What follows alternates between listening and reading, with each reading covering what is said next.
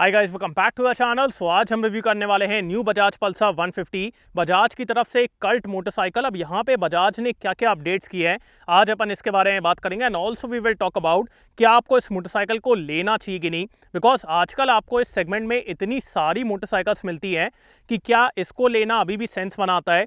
Will talk about it. So before we start, special thanks to frontier Bajaj for helping me out. आपको बजाज का कोई product देखना है, showroom की सारी कॉन्टैक्ट डिटेल्स आपको डिस्क्रिप्शन में मिल जाएंगी। You can contact them. Let's start with the video. Start करते हैं आज का वीडियो। सबसे पहले मैं आपको न्यू बजाज पल्सर 150 का प्राइस बता देता हूँ। सो ये नया वाला वर्जन स्टार्ट होता है फ्रॉम 1,12,000 रुपीज एक्स शोरूम। इसके नीचे एक नियॉन वेरिएंट भी है, बट वहाँ पे आपको ये अपडेट्स नहीं मिलेंगे। सो 1,12,000 रुपये से ये नया वाला वर्जन स्टार्ट होता है। और अगर आपको स्प्लिट सीट चाहिए, that is for 1,15,000 rupees ex showroom. अब यहाँ पे बजाज ने क्या क्या अपडेट्स किए हैं उसके बारे में बात करते हैं। सो इन टर्म्स ऑफ डिज़ाइन, अगर आप इस मोटरसाइकिल को एकदम से देखेंगे आपको ज़्यादा डिफरेंसेस फील नहीं होने वाले हैं, बट यस, जैसे ही आप इस मोटरसाइकिल के फ्रंट की तरफ आएंगे आपको ये डिफरेंस फील होने वाला है, बिकॉज अब आपको ये नया फ्रंट मिलेगा। और मेरे हिसाब से बजाज ने यहाँ पे एक अच्छा काम किया है, बिकॉज जब भी बजाज इन मोटरसाइकिल्स को अपग्रेड करता है हर कोई बोलता है कि पुराना डिज़ाइन ही अच्छा था, बिकॉज इतनी आइकॉनिक है ये मोटरसाइकिल। बट मेरे हिसाब से this time Bajaj has done a good job, because ये हेडलाइट बढ़िया दिख रही है और एकदम मस्कुलर भी दिख रही है। अब compare to the previous version यहाँ पे फुल एलईडी हेडलाइट है, पहले आपको नॉर्मल मिलती थी। सो इसको अपडेट किया गया है। उसके बाद यहाँ पे ये डार्क क्रोम का यूज़ किया गया है। And also compare to the previous version अब आपको यहाँ पे एलईडी टर्न सिग्नल मिलेगा। सो ये दो चीज़ें अपग्रेड कर दी गई हैं, जिसकी वजह से ये मोटरसाइकिल अब ज़्यादा मॉडर्न और ज़्यादा फ्रेश लग रही है, बढ़िया लग रही है। बाकी आपको ये हेडलाइट कैसी लग रही है वो कमेंट से बताएं। उसके बाद यहाँ पे carbon fibre sticker, then we have the telescopic suspension, alloy wheels हैं, फ्रंट में disc brake with single channel ABS, और पीछे की तरफ अपने पास ड्रम ब्रेक है with rear lift protection. So अगर आप एकदम अग्रेसिवली ब्रेक करेंगे पीछे का टायर नहीं उठने वाला है। सो वो एक बढ़िया चीज़ है। बाकी टायर्स वगैरह बढ़िया दिखते हैं। If you are going with split seat तो वहाँ पे आपको चौड़े टायर मिलते हैं, नॉर्मल वर्जन में उतने चौड़े नहीं है। बाकी यहाँ पे नए ग्राफिक्स हैं, नए कलर्स हैं, carbon fibre treatment. And coming towards the engine, so 149.5 CC का एयर कूल्ड इंजन है, प्रोड्यूस करता है 14 horse power and 13.4 newton metre का टॉर्क। पावर वगैरह कैसी है अभी अपन उसके बारे में बात करेंगे। बाकी यहाँ पे किक स्टार्ट दी गई है। उसके बाद यहाँ पे काउल है। एग्जॉस्ट नोट कैसा है अभी मैं आपको सुनाऊंगा। एंड अपन आते हैं इस मोटरसाइकिल के टैंक की तरफ। सो यहाँ पे आपको 15 लीटर का फ्यूल टैंक मिलेगा।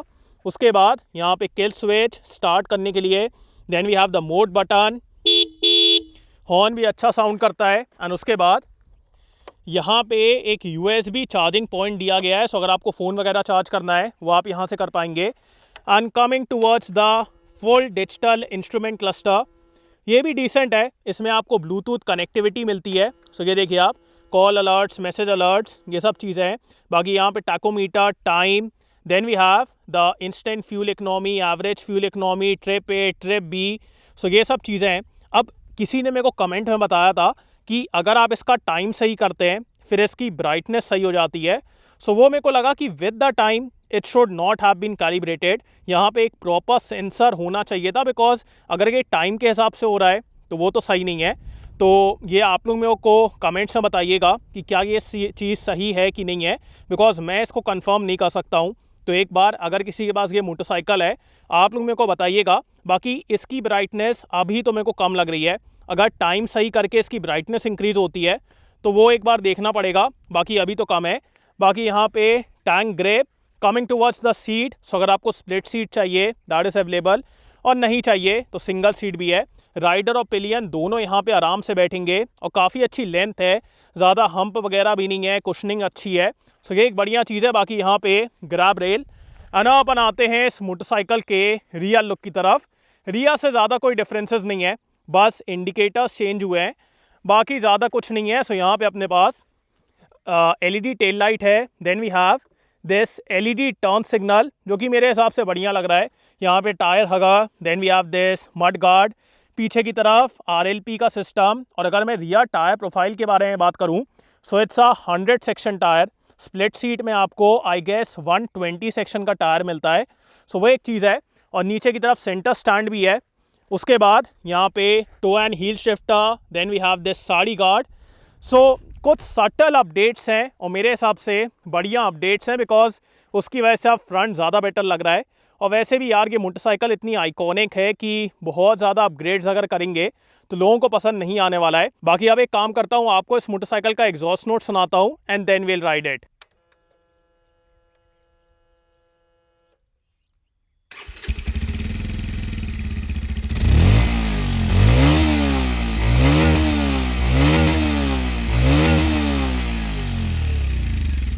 Let's go.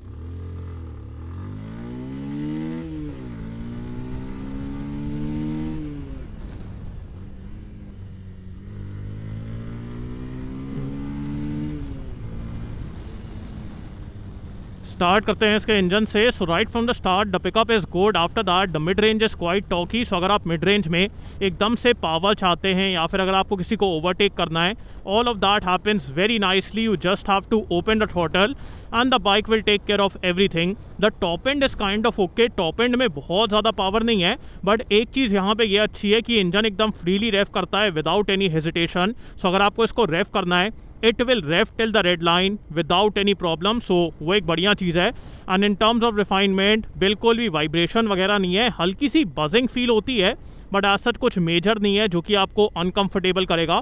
So engine is smooth, it's refined, power भी अच्छी है और हीटिंग वगैरह के मामले में भी दिक्कत नहीं है। So it's still a good engine even after so many years. बढ़िया इंजन है। नाउ अपन आते हैं इस गाड़ी के गियरबॉक्स की तरफ। सबसे पहले the clutch is a little hard, बहुत ज़्यादा हल्का नहीं है, सो हल्का सा आपको एफर्ट लगाना पड़ेगा। बाकी in terms of shifting, up shift, down shift, all of that happens very nicely without any problem. तो शिफ्टिंग के मामले में दिक्कत नहीं है। बाकी अगर यहाँ पे गियर पोजीशन इंडिकेटर होता तो काफ़ी बढ़िया रहता।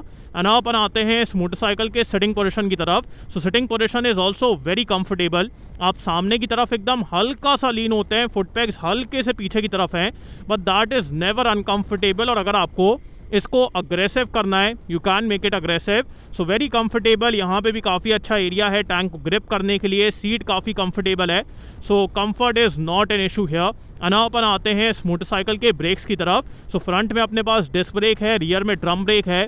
Also we have single channel ABS with RLP, rear lift protection. So वो एक बढ़िया चीज़ है। So let's talk about the rear brake first.